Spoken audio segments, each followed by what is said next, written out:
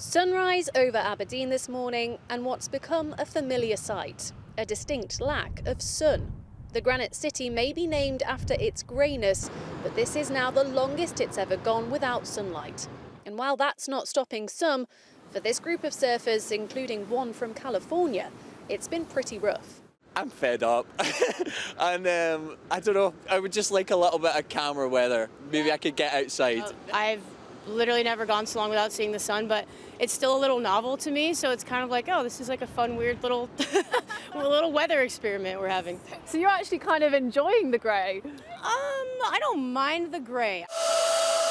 But for Aberdonians, all that grey means people are now faking the rays. This spray tanning salon has seen a six-fold increase in bookings since this time last year. Everyone is trying to find that pick-me-up, and tanning, spray tanning especially, and that's the safest option to get a tan.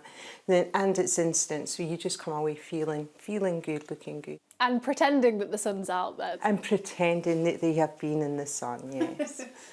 The city is, in fact, usually one of the sunniest in Scotland. But walking through the greyness today, you can't help but notice the irony of not one, not two, but 3 roads named after a sun which has all but been missing in action.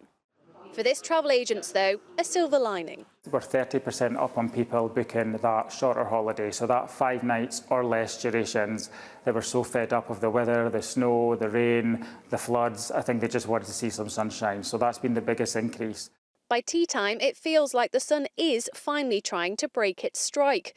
And while not quite blazing, it is apparently a sign of brighter days to come. Amelia Beckett, ITV News, Aberdeen. Well, the last few weeks have certainly been wetter than average, and who knows how much more rain we're going to get through the rest of this month. But what I can tell you is that things are beginning to change slowly but surely. But if we take a look back before we take a look forward, and looking back, well, we've had the conditions across the United States which have been powering the Atlantic jet stream, and that's been flowing faster than normal, acting like a conveyor belt, literally delivering low pressure after low pressure. A bit like when you're at the supermarket checkout and the conveyor belt just doesn't stop and all the shopping keeps on going through. That's literally what's been happening with the areas of low pressure.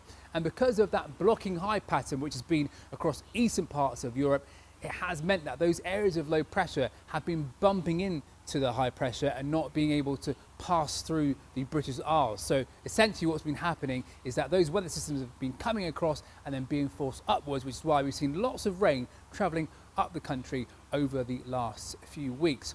The good news is, though, is that things are changing. So that blocking high pattern has now moved away. So that's going to allow areas of low pressure to cross the country. It doesn't mean that our weather conditions are going to massively improve. And we're not going to see lots of dry weather, but it does mean that when we get weather systems coming through, they will go through more quickly and we'll get periods of drier and brighter conditions. And that's exactly what we're going to get this weekend on Saturday. Enjoy it though, because it will be short-lived. Sunday is back to business as usual.